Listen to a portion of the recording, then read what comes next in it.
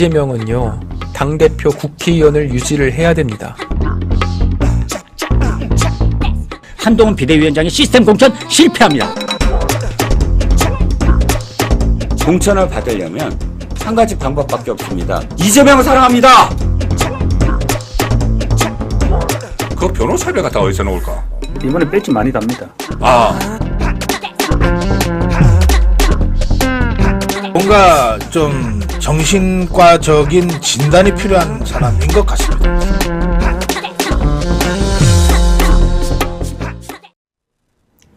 시청자 여러분 안녕하십니까. 매주 월요일 어떻게 보면 하루를 시작하는 송규호의 젊은 시각 오후 2시 라이브를 시작하도록 하겠습니다. 자, 오늘 정말로 많은 소식이 있습니다. 특히요, 오늘 오전에는 이재명의 그 위증교사 재판이 열렸고요. 그리고 조금 전에, 아주 조금 전에 이재명 대표의 부인 김혜경의 이제 그 선거법, 공직선거법 위반 첫 재판이 열렸습니다. 그런 점에서 오늘 1시간이 이게 참 부족할 것 같아요. 결국 총선을 지금 44일, 4가 2개입니다. 44일 앞두고 이재명, 김혜경 부부가 동시에 재판에 출석하는 참 기이한 이런 장면을 보고 계십니다. 제가 시청자분들께 누누이 말씀드렸던 것 중에 하나가 뭐냐면은 이재명의 사법 리스크는 총선에 다가올수록 더 민주당의 목을 죄어올 것이고, 그렇기 때문에 민주당에게 제가 수차례 조언을 드렸습니다. 지금 이재명 당대표의 민주당으로는 총선 못 치른다. 특히 지금까지 이 수사를 해서 쌓아 올린 이런 사건들이 지금 동시다발적으로 기소가 됐고, 지금 때에 따라서는 주 2회, 3회씩 재판을 가고 있는 거예요. 오늘처럼 이례적으로 부부가 같이 동반 출입하는 이런 장면도 나오고 있고, 그런데 어떻게 이걸 선고를 치릅니까? 솔직한 심정으로는 제가 이건 총선 안 봐도 이긴다 이렇게 말씀드리고 싶지만, 한동훈 위원장이 최근에 그 모 후보의 이런 발언에 대해서 경솔한 발언이다. 우리가 지금은 너무 자만할 때가 아니다. 라고 이렇게 경고한 만큼 저 또한 시청자분들께 너무 이게 자만하면서 무조건 이긴다 이런 말씀은 안 드리겠습니다. 다만 지금의 이런 분위기나 구도는 이기는 길로 가고 있다. 이렇게 말씀을 드리면서 오늘 방송 시작하도록 하겠습니다. 우리 깜빡이님, 준호님, 미호님, 라이서님 찾아주셔서 감사드립니다. 오늘 첫 번째 아시아투데이 일면 보도로 한번 탑뉴스로 시작을 해볼까요? 지금 누가 뭐라고 해도 민주당에서 제일 큰 문제는 민주당 당대표일 것이고, 특히 그 당대표가 개인적인 이런 의견을 반영시켜서 사천 논란으로 친명계 의원들에 대해 단수공천을 밀어붙이고 있습니다. 서영교, 정청래 등등 각 지역에 아주 유리한 지역에 친명계 현역 의원들을 대거 단수공천을 했고요. 반대로 비명계 현역 의원들은 경선행을 지금 다 치르게 되었는데, 하필이면 그 비명계 의원들 중에 대다수가 하위 20%에 들어서 감점을 받고 경선을 치른다는 겁니다. 이런 논란과 관련해서 비명계들을 중심으로 재심사 요구가 연일 빗받치고 있고, 반대로 또 민주당 지도부에서는 이런 비명계를 겨냥한 공천 물갈이가 강행되고 있습니다. 이거는 지금 내분 사태가요, 출구 전략이 없다는 거예요. 해결될 수 있는 방안이 물론 있죠. 어떻게 해야 되냐? 이재명이 물러나고 민주당이 이제 비대위, 조기선대위로 전환을 하면서 이재명이 그 이수진 의원이 말한 것처럼 2선, 3선으로 뒤로 물러나고 공정한 경쟁을 치러야 되는 건데, 이미 그 시기는 지난 것 같습니다. 이미 다 공천을 완료했는데 이제 와서 이재명이 물러난들 오히려 책임만 회피하려 한다. 이러한 비판이 나오지 않겠습니까? 제가 이번에 그 공천받은 명단을 보니까요, 좀 기가 막힌 세 분만 딱 집어봤습니다. 첫 번째, GSGG. 민주당 그 박병석 국회의장을 향해 GSGG라는 이런 글을 남긴 김승원 의원. 이 GSGG가 영어의 약자라고 하면서 government 어쩌고 저쩌고 이렇게 얘기를 했지만, 우리가 보는 그 GSGG는 뭔가 동물과 관련된 이런 욕설이 분명하다. 이렇게 생각이 될 수밖에 없는 거죠. 그러면은 같은 논리로서 제가 민주당 의원들을 향해서 GSGG라는 표현을 썼다면 그럼 민주당에서는 저에 대해서 어떠한 기분이 나쁘지 않을 자신이 있습니까? 정말 상식적인 이런 답변을 해달라는 거예요. 이분도 단수공천. 최원일 함장을 향해, 천안함 최원일 함장을 향해서 부하들을 다 죽여놓고선 낯짝도 뭐 두껍다라는 말을 했던 그 민주당의 수석 대변인 권칠승 대변인 또한 이번에 단수공천을 받았습니다. 이분은 누구 편이에요? 어디 대변인이에요? 민주당 대변인인지 아니면 김정은 대변인인지.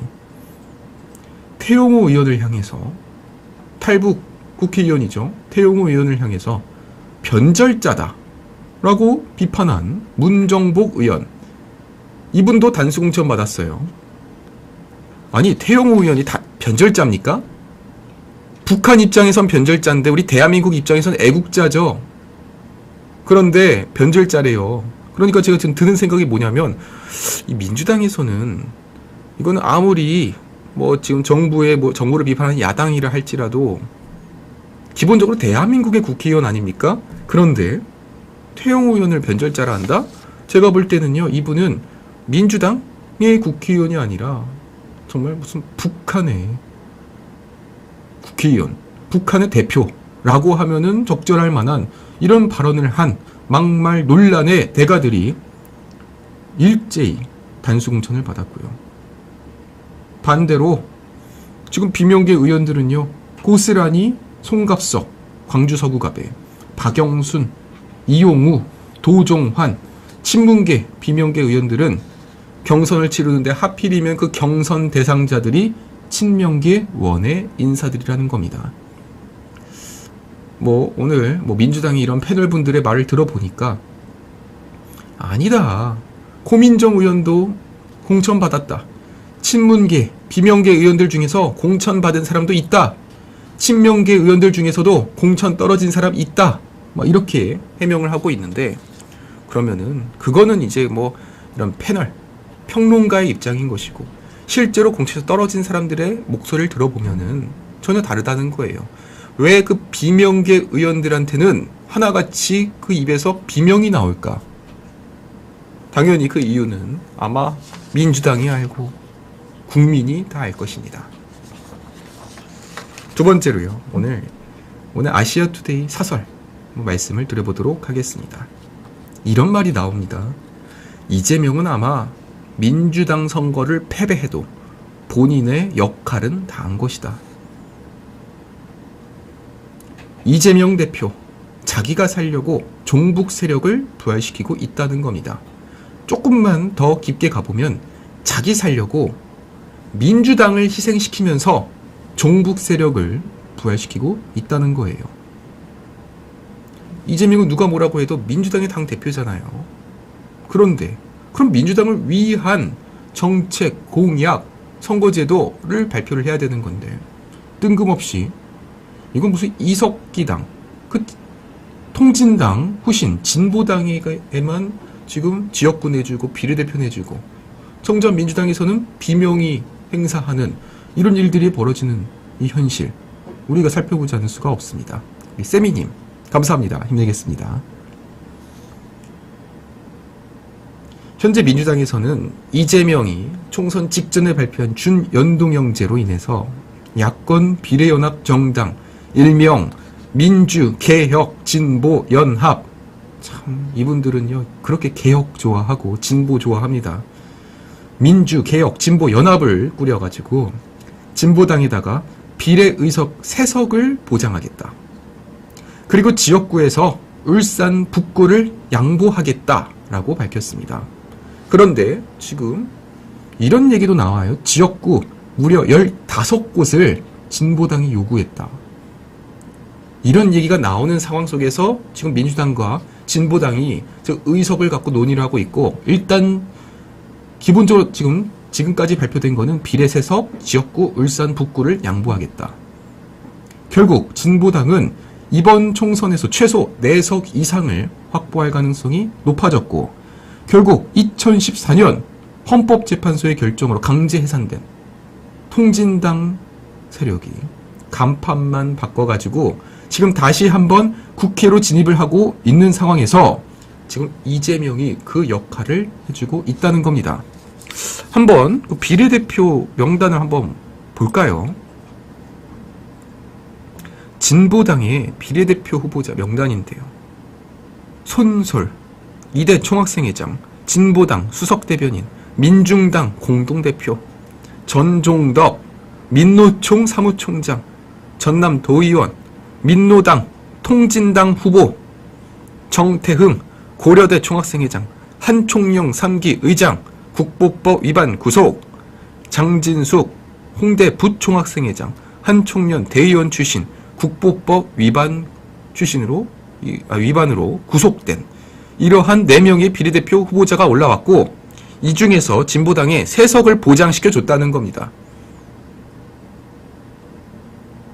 결국에 이재명의 그림은 결국 그 이재명의 이름을 위시로 한 친명계 의원들이 대거 원외 인사들이 친문, 비명계를 끌어내리고 들어오는 것이고, 두 번째로 저런 통진당의 후신, 통진당, 이석기당의 세력들이 대거 지금 들어와서 국회로 입성시키는 그 역할을 이재명이 하고 있다는 겁니다. 민주당 출신의 이원욱 의원이 이렇게 표현을 썼습니다. 경기 동부연합이 이재명을 숙주로 삼아서 국회 진출을 시도하고 있다. 숙주, 이재명이 숙주라는 게 뭡니까? 그러니까 이재명은 결국에 숙주, 몸을 내어주고 죽는 거예요. 그러면 그 숙주는 죽는 대신 그 기생하는 세력들이 이제 그 숙주의 몸을 갉아먹으면서 본인의 이런 정체를 드러내는 거잖아요.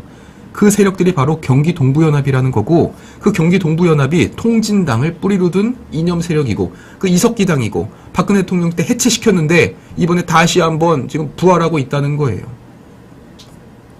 영화 해리포터의 그 볼드모트가 생각이 납니다. 죽은 줄 알았는데 나중에 짜잔 하면서 나 부활했어 등장을 했습니다.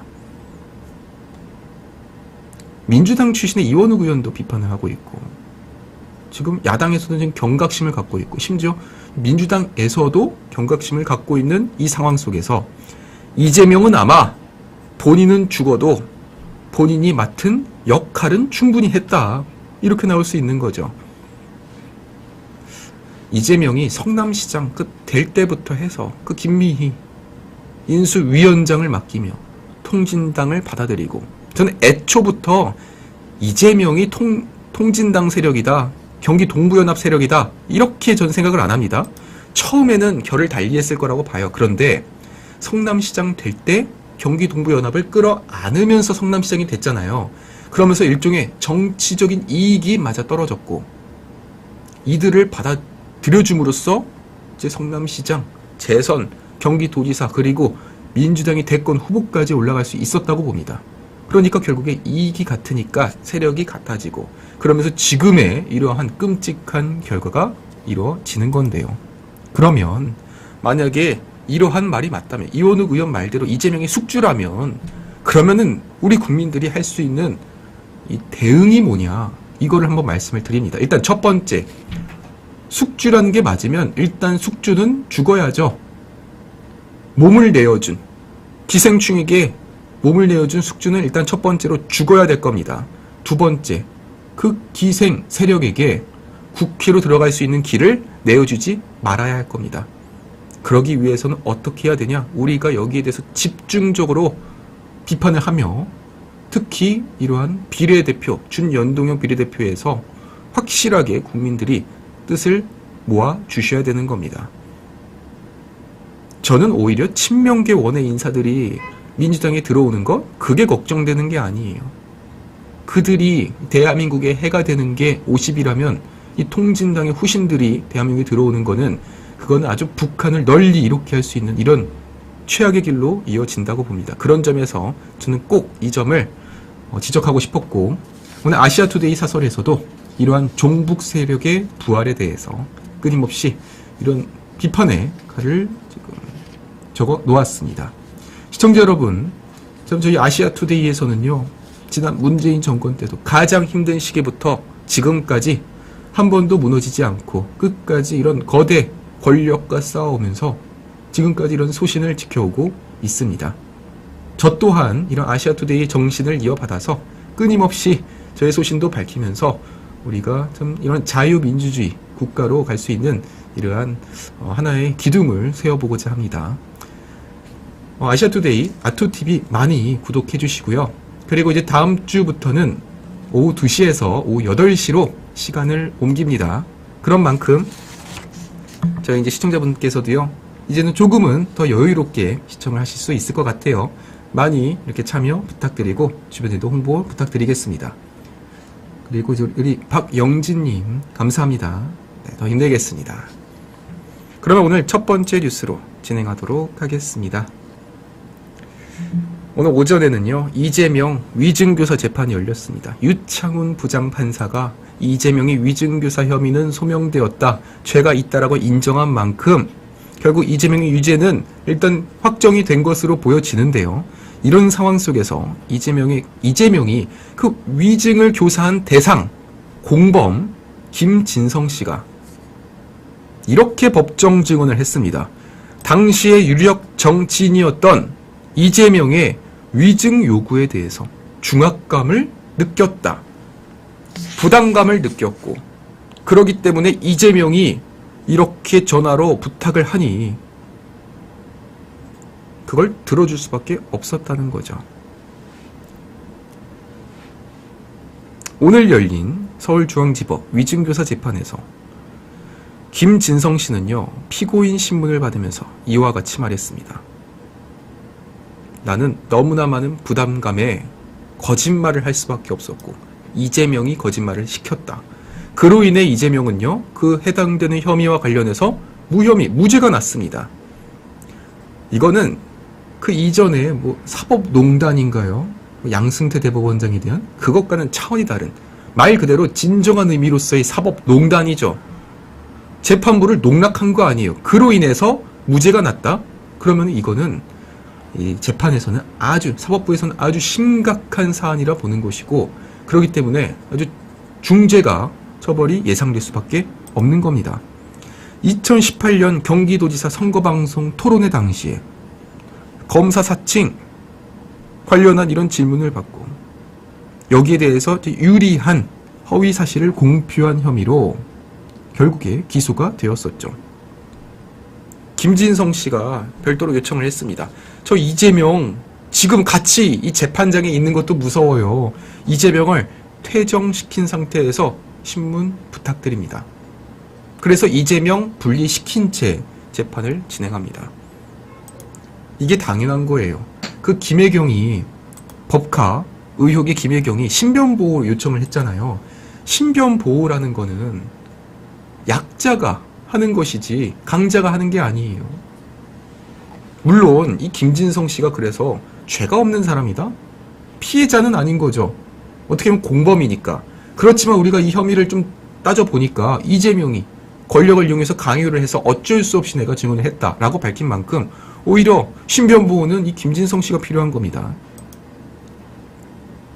당시에 경기도지사였고 이재명의 인기는요, 그 당시에 어마무시했습니다. 심지어 우파 진영에서도 이재명 잘한다는 얘기가 좀 돌았어요. 알고 봤더니 그게 다 댓글 조작으로 있었다는 거였죠. 이재명이 직접 수차례 전화해가지고 위증을 요구했고 계속해서 중압적으로 반복적으로 압박을 넣었다는 겁니다.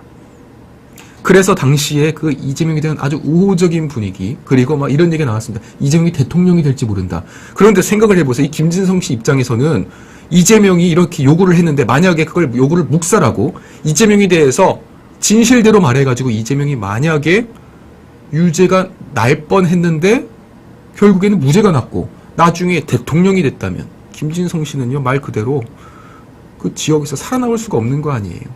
그러니까 그 부담감에서 거짓말할 수밖에 없었다는 거죠.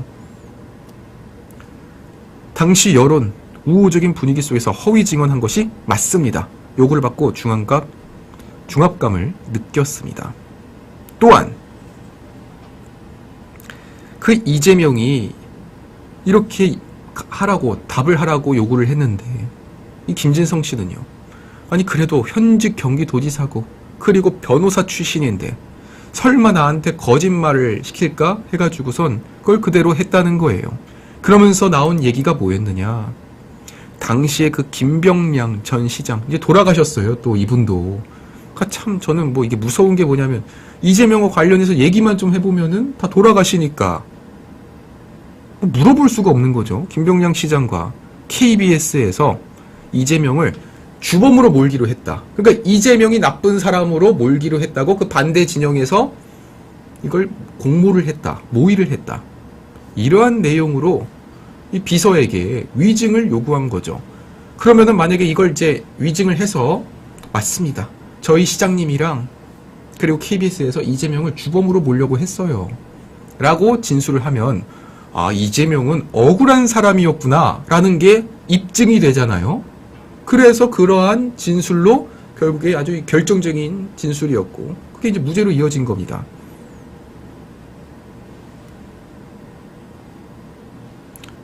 이재명이요, 김진성 씨를 향해서 애증이 있는 매우 위험한 관계라고 말을 했습니다. 이번에는 손절을 못했어요. 왜냐? 직접 전화를 한 게 걸렸거든요.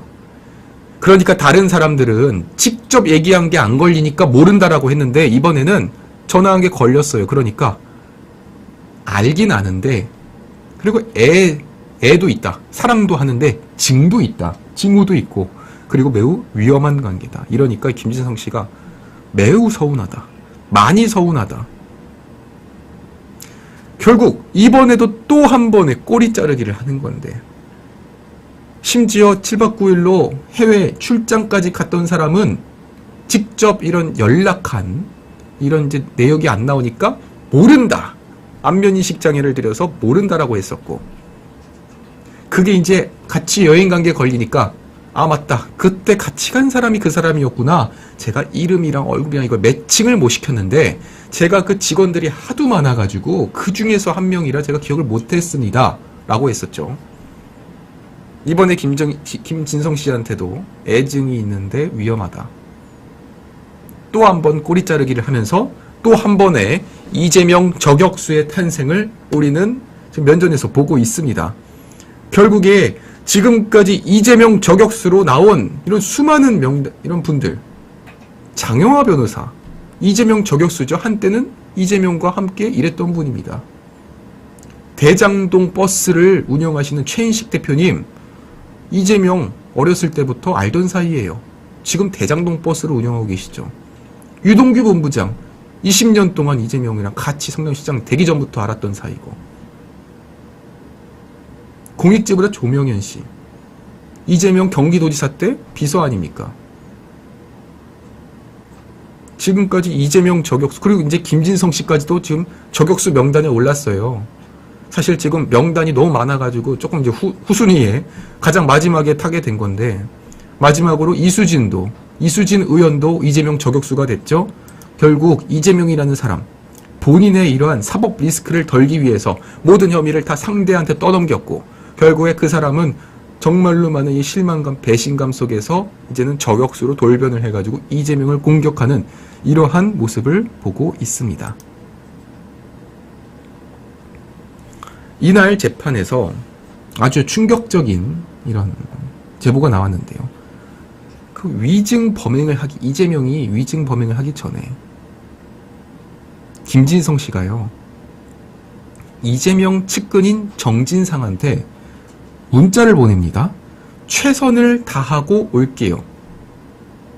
그리고 위증을 마친 뒤에 정진상한테 전화를 걸어서 저 이게 했어요. 위증 하려고 했는데 이제 전화를 안 받았고 뒤늦게 정진상한테 답장이 옵니다.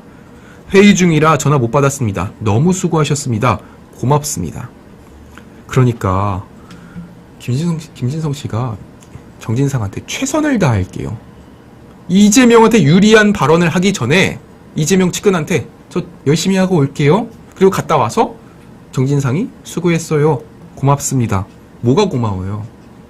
이재명을 살려줘서 고맙다는 거죠. 그리고 이재명은요, 지금 위험한 관계라고 하면서 나랑 김진성이랑은 사이가 안 좋아서 저거는 허위적인 악의 위증이다, 뭐 이런 악의다, 악의에 의해서 지금 거짓 진술하고 있다 이렇게 주장하고 있는데 아니라는 거예요. 김진성 씨는요 지금 10년 넘게 이재명을 일관적으로 지지해온 분이라고 합니다. 결국 이재명은 재판에 출석해가지고 정작 김진성과의 이런 대면은 못했습니다. 왜냐? 김진성 씨가 분리해서 재판을 요구했기 때문에. 그러니까 이재명 입장에서는 또 김진성 씨를 이렇게 면전에 세워놓고서 막 그 변호사로서 막 따지고 물어야 되는 건데 그걸 못하고 일방적으로 그 김진성 씨에 대한 이런 연이은 폭로만 당하고 일찍 마쳤다는 겁니다. 참. 결국 지난달 30일 이후 27일 만에 이재명은요 이 위증교사 이 재판에 아주 뭐 일방적인 맹공을 당했었고 그리고 이제 이어지는 오후에서 이제 위증교사 재판에 이제 출석을 할 예정입니다.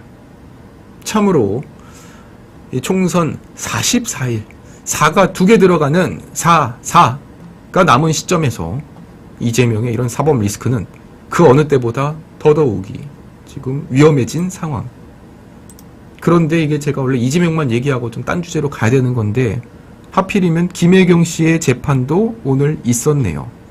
제가 아까 방송 시작하기 전에 조금 전에 찾아보니까 김혜경 씨가 걸어서 출석을 했더라고요. 이게 웃긴 게 뭐냐면은 김혜경 씨가 첫 재판을 하면서 신변보호 요청을 했거든요. 신변보호라는 거는 내가 너무 위험합니다. 위협을 받고 있어요 해서 하는 게 신변보호인데 피고인이 그러니까 가해자가 신변보호를 하는 건 아주 이례적이었고 왜 신변보호를 하나 봤더니 이전에 그 은수미 성남시장이 신변보호를 요청해가지고 결국 그게 이제 법원에서 받아들여지면서 지하 주차장을 통해서 포토라인에 서지 않고 몰래 들어가는 이러한 장면이 있었는데 이번에는 이제 김혜경의 경우에는 신변보호 요청을 했다가 이게 걸리면서 언론에 대대적으로 보도가 나면서 결국에는 지금 어떻게 보면 포토라인에 서가지고 기자회견을 열고 들어간 이런 모양입니다.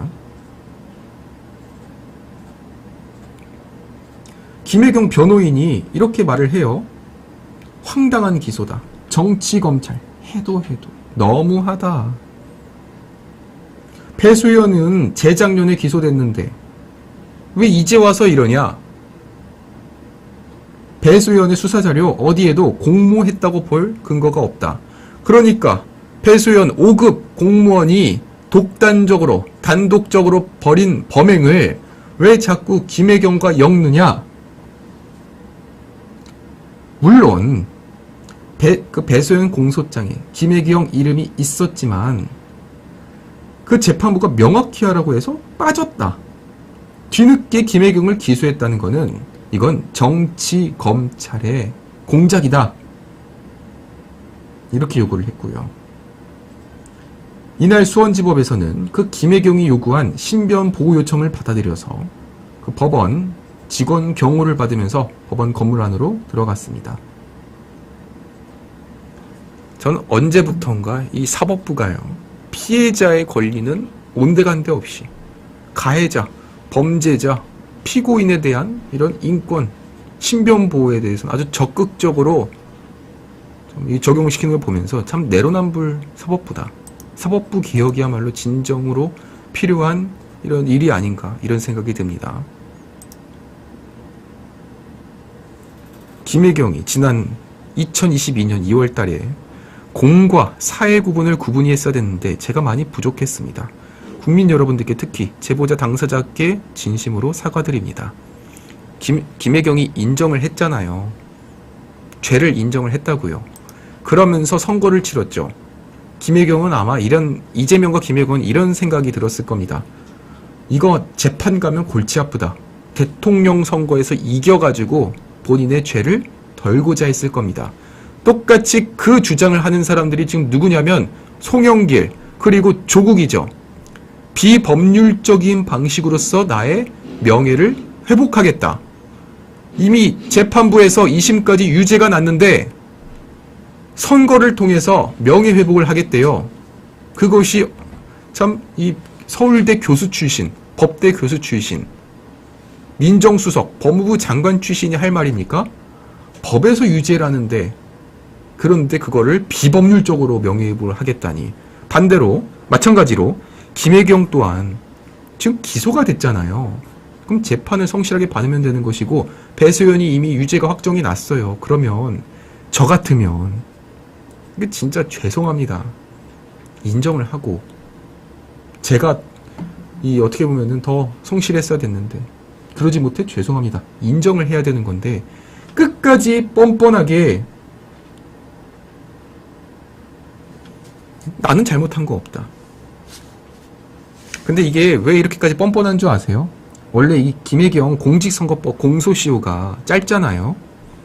그런데 그 배소연이 재판에 이제 먼저 넘겨졌는데, 하필이면 그 넘겨진 시기가 그 공소시효 만료를 하루 앞둔 시점입니다. 공교롭게도 이 김혜경의 공직선거법이, 이게 배소연이 조금만 늦게 기소됐어도 공소시효가 끝나버리는 건데, 넘어가 버려서 이제 기소를 못하는 건데, 배소연이 먼저 이제 기소가 되면서 공소시효가 이제 만료가 정지가 됐고, 그 정지가 됐다는 그 이유는 공범이기 때문에, 공범이 먼저 기소가 되면은 공소시효가 멈춰버려요. 그러니까 이게 연장이 된 거죠. 결국에는 이제 김혜경의 경우에는 배수연 먼저 재판 치르고 유죄 확정 난 다음에 이제 김혜경에 대해서 기소가 돼버린 겁니다. 그러니까 이제 와가지고 뭐 공범이 아니다? 아니요. 공범이니까 공소시효가 이제 중지가 된 거고, 그러기 때문에 김혜경이 기소가 될 수 있었던 거예요. 배수연의 경우에는 징역 10개월에 집행유예 2년형을 선고받았고 상고하지 않았습니다. 그러니까 인정했다는 거예요. 형이 그대로 확정이 됐습니다. 재밌는 건요, 배수연 입장에서 원래 같으면 억울하다고 했잖아요. 그러면은 상고를 해서 대법원까지 가도 돼야 되는 건데, 대법원까지 가야 되는 건데 왜 그러지 않았을까? 지금 대법원 가봤자 유리할 게 없다는 거예요. 왜냐? 대법원장 바뀌면서 지금 대법관들이 이제 중도 보수의 우위로 바뀌어버렸거든요. 차라리 1심, 2심에서 치열하게 다퉈야 되는 거지 대법원까지 가서 의미 없다는 겁니다. 김명수가 없어요. 권순일이 없습니다. 그러니까 그냥 2심에서 유죄 났으면 끝난 거예요. 결국 김혜경의 재판, 이재명의 재판을 살펴봤는데, 총선 40일 앞두고 이게 우리가 볼 뉴스입니까?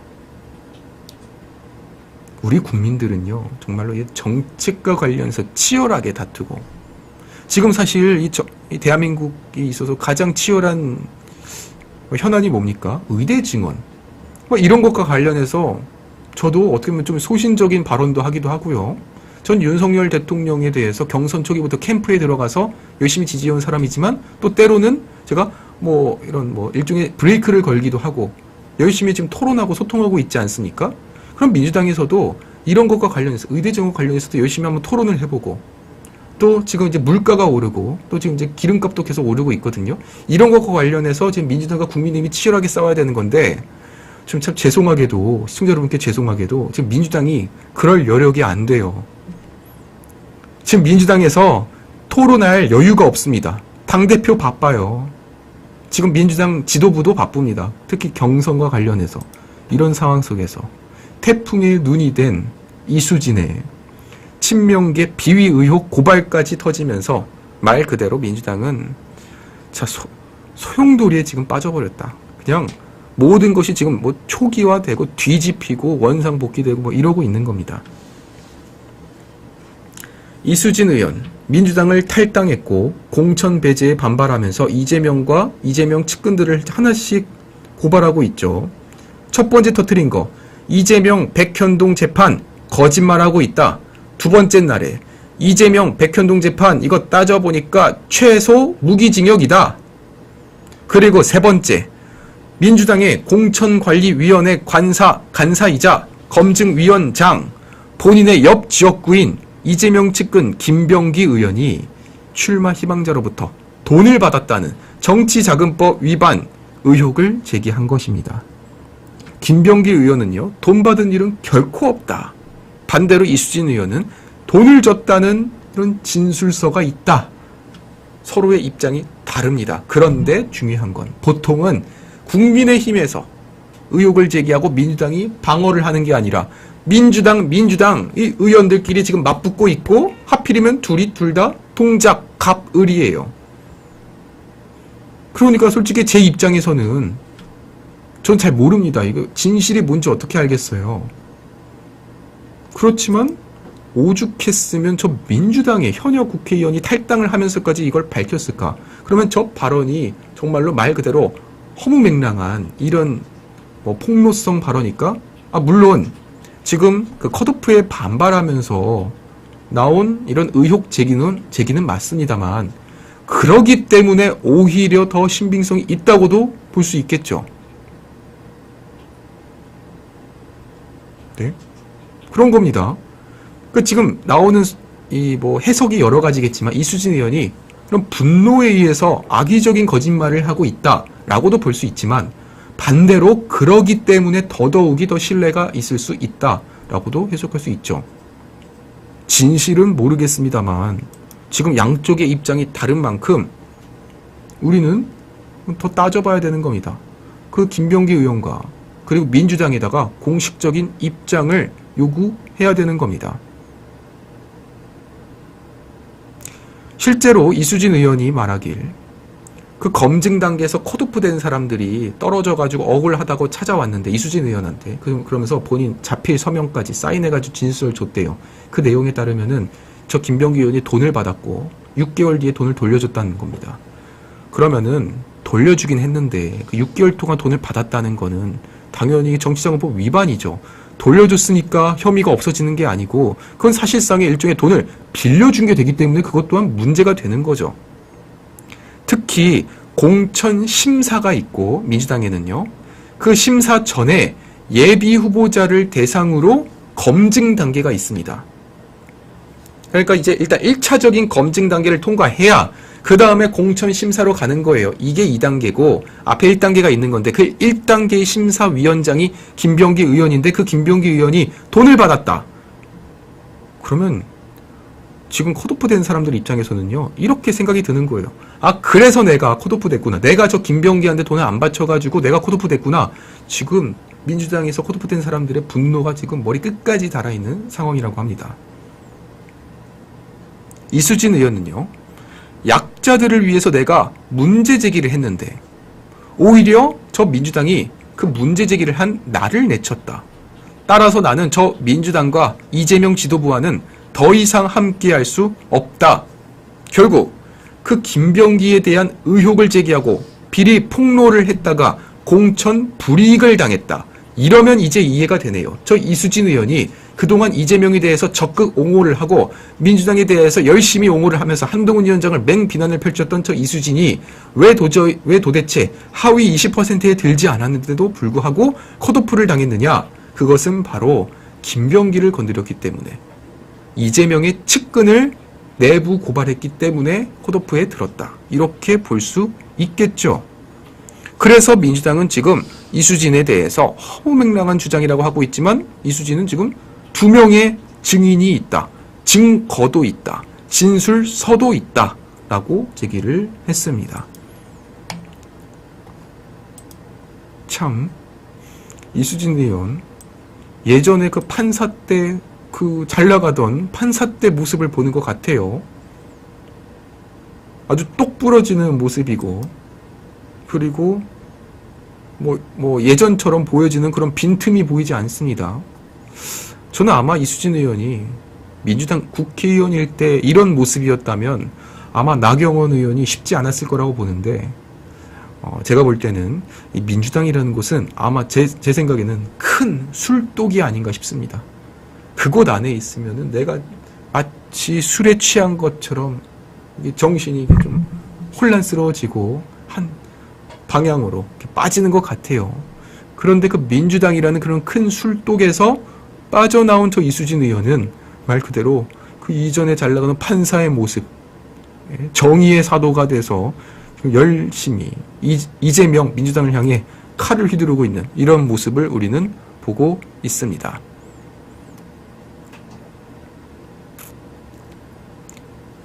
다음 주제는요. 한동훈 위원장의 이런 발언, 그리고 그 지금 민주당에서 논란되고 있는 그 안귀령 YTN 기자 출신인가요? 그분의 얘기를 한번 넘어가 보도록 하겠습니다. 지금 민주당의 도봉갑의 안귀령 후보가 단수 공천을 받았는데요. 그분의 과거 발언 중에 이런 장면이 있었죠. 이재명 vs 조국 누가 더 이상형이에요? 이재명. 문재인 vs 이재명 누가 더 이상형이에요? 이재명. 그럼 마지막 질문. 이재명, 차은우 누가 더 이상형입니까? 이재명. 그러니까 거기에 있는 옆에 있는 그 분들이 이건 너무 심했다 라고 얘기하는 장면이 있습니다. 이걸 보면서 아마 뭐 이런 농담한 건데 왜 이렇게 진지하게 받아들이냐 이런 말을 할지 모르겠는데요. 우리가 북한 얘기 아까 초반에 했으니까 북한 얘기 한번 해볼게요. 북한에서 어떤 주민을 데려다가 북한 주민한테 김정은이 이상형이에요? 아니면은 차은우가 이상형이에요? 이렇게 물어보면 뭐라고 하겠습니까? 이 두 사진을 보여주고 아마 100이면 100 김정은이 내 이상형이라고 할 겁니다. 중국에서 어떤 그 당의 고위직으로 가고자 하는 사람한테 시진핑이랑 차은우랑 사진 보여주면서 누가 이상형이냐고 방송에서 물어보면 시진핑이라고 할 거예요. 자기는 뭐 원래 뭐 곰 닮은 사람이 좋다면서. 그러니까 지금 한동훈 위원장이 뭐라 그랬냐면 만약에 국민의힘에서 한동훈 본인을 차은우보다 낫다라고 말하는 사람이 있으면은 그 사람을 공천에서 배제시키겠다라고 말을 합니다. 왜냐? 그 사람은 아첨꾼일 가능성이 매우 높다는 거죠. 근데 이게 좀 재밌는 표현이 일단은 안귀령의 취향은 존중한다고 말을 합니다. 물론 안귀령의 취향이 이재명일 수 있겠죠. 그렇지만 아주 높은 확률로 굉장한 거짓말쟁이거나 아첨꾼일 가능성이 높습니다. 그리고 지금 저 안귀령의 모습은 단순히 그냥 웃고 넘어가는 그 장면이 아니라 비위를 잘 맞춰주는 아부꾼이 살아남는 그러한 모습을 보여주고 이 단면을 보여주고 있다는 겁니다. 저한테 만약에 차은우, 한동훈 누가 더 잘생겼습니까? 물으면요. 저는 한동훈이라고 답할 것 같아요. 왜냐하면 저는 한동훈 위원장한테 잘 보이고 싶거든요. 잘 보여가지고 어디 한 자리 받고 싶으니까 한동훈이라고 답을 할 겁니다.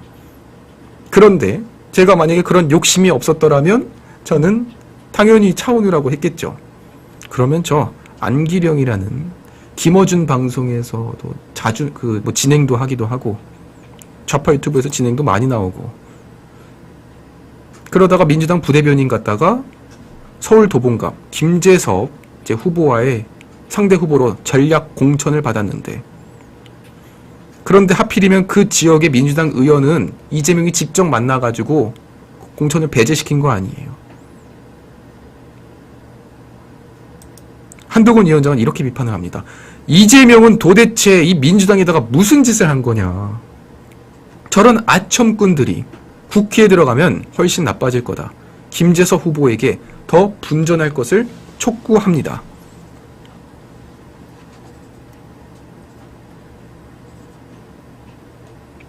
결국 민주당에서는 좀 공천에 비명만 들리고 있고 그리고 저는 아첨꾼만 살아남았습니다. 참 오히려 이재명이라는 사람은 본인이 이상형이라는 저 안기령을 컷오프 시켰어야 그래야 시스템 공천이라고 말할 수 있는 겁니다. 지금 민주당에서 이재명 입으로 시스템 공천 얘기가 나오잖아요. 이 시스템이라는 게 뭐냐면요. 인풋이 들어가면 그 시스템, 절차, 이 절차를 거쳐가지고 아웃풋이 나와야 되는 건데 이게 일관적이어야 되는 겁니다.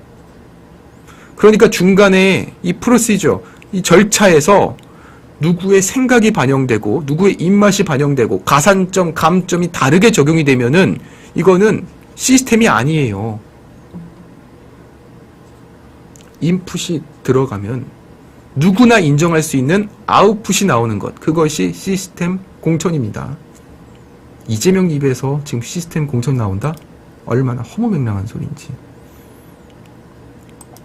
이런 상황 속에서 전 한동훈 위원장 얘기 나왔으니까 하나만 더 말씀을 드리면은 지금 국민의힘에 또 단수 공천을 또 받은 한 분, 장성민 후보. 이분이 누구냐면 이전에 대통령실 미래전략기획관이었고, 그리고 이제 부산 엑스포에서 윤석열 대통령한테 저희 대한민국이 이길 수 있습니다. 우리 대한민국이 이겨요. 충분히 해볼만 합니다라고 보고를 올렸던 장본인이 장성민 전 기획관. 이분이 이제 공천을 받았는데요. MBN 방송에 출연을 해가지고 이런 얘기를 합니다. 민주당은 110석 왔다 갔다 할 거고 국민의힘은 150석에서 160석이 가능할 거다. 곧바로 한동훈 위원장은 이 기사가 나온 지 1시간 만에 입단속 공지를 내립니다.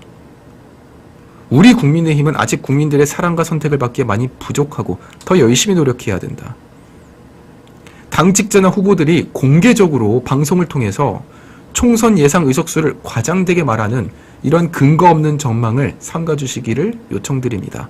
선택은 국민이 하는 것이고 우리 국민의힘은 낮은 자세로 국민만 보고 가야 할 때입니다. 이거 이렇게 총선 수 예측하는 사람 누구 생각나지 않으세요? 이준석이 뭐라 그랬어요? 네? 윤석열 대통령이 뭐 10% 이상 이길 거다? 몇 %로 이길 거다? 의석수 맨날 얘기하면서 우린 이렇게 이길 것이다? 그러니까 0.67%, 73% 나온 거 아니에요. 저도 지금 젊은 시각이 이번 총선 유리합니다라고 얘기하잖아요. 그거는 제가 옆에서 이제 해설하는 입장에서, 옆에서 평론하고 분석하는 입장에서는 이번에 이번 총선 이길 거예요 말할 수 있습니다. 160석 나올 수 있습니다 해도 돼요. 반대로 지금 경기를 뛰고 있는 주자가 그런 얘기를 하면 안 되는 거죠. 그러니까 지금 축구 경기를 하는데 그걸 이제 해설하는 축구 해설가가 이번 경기는 대한민국이 뭐 몇 대 몇 확률로 압도적으로 이길 거로 예상됩니다. 3대 0으로 이길 거로 예상됩니다. 할 수 있죠. 그런데 경기를 뛰는 선수가 이번에 우리가 3대 0으로 이길 거예요. 압도적으로 이길 겁니다. 반대로 저쪽은 한 골도 넣지 못할 거예요. 이러면 안 된다는 거예요. 그만큼 오히려 더 낮은 자세로 더 겸손하게 이 총선을 임해야 된다. 함부로 자만하고 과장하면서 이 경기를 뛰는 주자가 자만하고 방심해서는 안 된다. 이 점을 지적을 했습니다. 반대로 지금 민주당 상황을 보니까요. 오늘 한겨레의 단독 보도가 조금 전 나왔는데 고민정 최고위원이 오늘 오전 최고위 회의에 긴급 불참을 했고, 그리고 이 불참한 이유가 뭐냐면 어저께 밤 심야 회의에서 지금 공천 파동이 벌이고 있는데 이재명이 시스템 공천을 하고 있다, 우리는 문제 없다라는 이런 입장을 확인한 후에 고민정 의원이요 긴급 불참을 결정했다고 합니다. 그리고 앞으로 친문계의 고민정 의원은요 이재명과 친명계를 향해서 만약에 지금의 인식에 변화가 없으면 앞으로 회의 불참하겠습니다.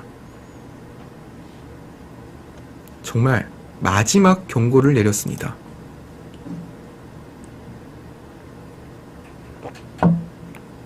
고민정 이분은요 지금 뭐 공천 걱정 없잖아요, 됐으니까. 그런데 왜 이 최고위까지 거부를 하면서 보이콧을 벌이고 있느냐. 그만큼 지금 민주당 이러다가 총선 망하게 생겼다는 거예요. 특히 지금 고민정 의원은 친문계의 어떻게 보면 대표하는 의원이니까 다른 친문계 인사들의 이런 비명을 얼마나 얘기를 많이 들었겠어요. 지금 이렇게 해서 우리 지역이 제가 배제가 됐습니다. 친명계 원에 누구가 들어온대요. 근데 그 사람은 지금 뭐 정치 신인에다가 이재명 가산점 받고 들어온대요. 반대로 저는 하위 20% 들어서 감점을 30점을 받는데요. 이런 불만들을 얼마나 많이 들었겠냐고요. 그러니까 이 고민정 의원 입장에서는 이걸 가만히 있었다가는 이거 큰일 나겠구나 싶어가지고 결국엔 이런 회의 불참을 통해 당무 거부를 하면서 이재명에 대해서 마지막 경고를 하고 있고, 또한 지금 동시다발적으로 비명계의 그 대표 설훈 의원이 지금 이런 민주 공천 갈등에 있어서 친명은 본선 가고 비명은 경선 간다, 이러한 말과 함께 탈당을 시사했습니다. 나는 이번에 총선 나갈 건데 민주당으로는 안 나간다. 사실 설훈 의원이야말로 진작에 나왔어야 될 분인데 그래도 이재명에 대한 일말의 기대는 있었나 봐요. 설마 이렇게까지 하겠어 하면서 끝까지 버텼는데 버틴 게 의미가 없잖아요. 왜냐? 어차피 설훈 의원은요, 애초에 컷오프 대상이었어요. 제가 볼 때는. 어떻게 살아남습니까? 본인이 그럼 안기령처럼 이재명이 이상형이라고 말할 수 있어요? 그럴 분이 안 되잖아요. 그러니까 지금 결국에는 이 공천 갈등에 있어서 비명계 설훈 의원도 탈당을 하겠다. 현역 단수 공천자 50명 중에 비명계는 딱 윤건영 하나밖에 없다. 이러한 말과 함께 지금 내려오겠다. 나 탈당하겠다. 그러면 이제 이분이 아마 제가 볼 때는 이낙연의 새로운 미래당으로 갈 가능성이 전 좀 높다고 봅니다. 이준석 개혁신당으로 가는 건요, 제가 볼 땐 그거는 어떻게 보면은 참 최악을 피하려고 차악을 선택하는 막 그런 길이라고 보고요. 제가 이제 추천드리는 길은 그나마의 차선이라고 볼 수 있는 거는 이낙연의 새로운 미래당이다. 새로운 미래당이 대안이 될 수 있다. 이렇게 한번 말씀을 드려봅니다. 또한 친명계, 친문의 갈등의 핵심은 최대 내가는 바로 임종석이죠. 이 임종석의 공천 문제와 관련해서 당 전략 공관위는 임종석에 대해 중성동갑 말고 송파갑 가라. 그런데 임종석 입장에서는 송파갑은 죽으러 가는 곳이죠. 그러니까 난 거기 안 간다. 그래서 지금까지도 계속 싸우고 있다고 합니다. 그러니까 이 고민정 최고위원은요, 임종석을 중성동갑에 공천해라. 나 그러면 내가 당무 파탄 낸다. 반대로 친명계에서는 안 된다. 중성동갑에는 전현희, 추미애, 이현주를 넣을 것이다. 이렇게 말을 하고 있습니다.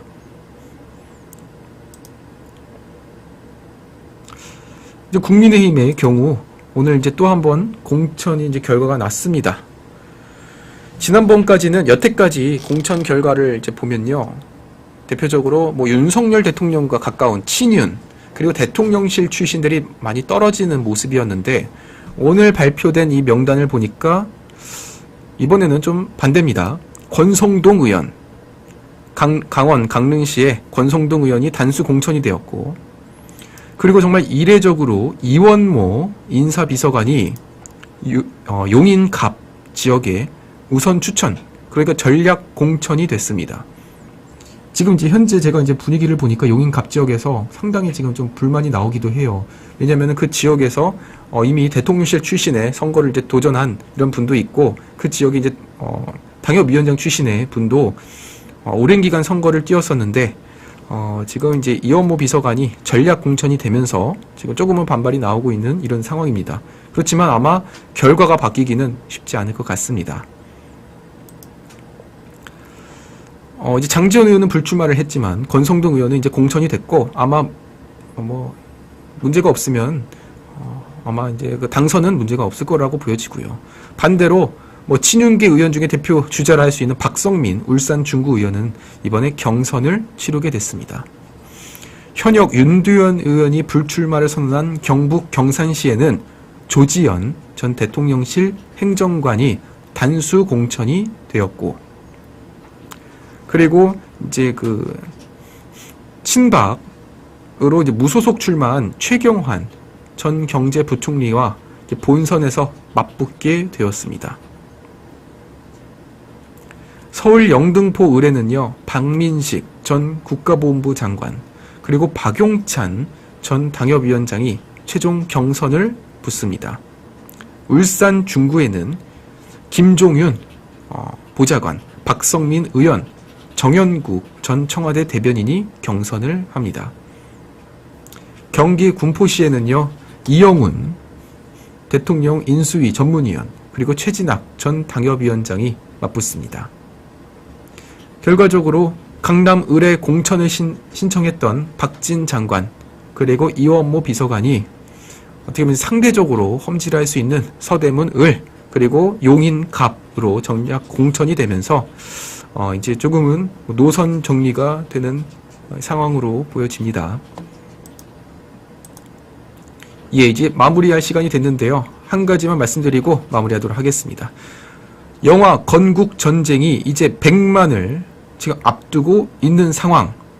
반대로 4일 전에 개봉한 영화 파묘라는 영화는 지금 고작 4일밖에 안 됐는데 관객 수가 200만을 넘고 있어요. 그러면서 지금 건국전쟁의 박스오피스 순위가 3위로 내려가고 있습니다. 그 영화 파묘가 아주 이례적인 흥행 돌풍을 벌이고 있는데 제가 그 영화를 직접 본 분한테 들었습니다. 그런데 이렇게 말씀을 하시더라고요. 첫 번째, 반일 영화다. 두 번째, 무서운 영화를 어떻게 의도해서 만든 건데 그 무섭다는 게 심리적으로 무섭게 만든 영화가 아니라 그냥 깜짝 놀래켜서 무언가가 갑자기 튀어나와서 놀래키는 그런 의미로서의 무서운 영화였다. 세 번째로 재미가 없었다. 이렇게 말씀을 해주셨네요. 그리고 그 반일 영화라는 게 뭐냐면 이게 지금 무속신앙 그리고 풍수지리를 결합해가지고 일제강점기 역사 얘기를 한 건데 우리가 그런 말 있잖아요. 우리 대한민국의 산 꼭대기마다 일본이 일제가 말뚝을 박아서 우리 대한민국의 정기를 꺾어놨다. 이러한 얘기가 한때 돌지 않았습니까? 근데 알고 봤더니 그 말뚝 일제가 박은 게 아니었다는 이런 진실이 드러나기도 했지만 또 그런 얘기가 거기에 또 나온다는 거예요.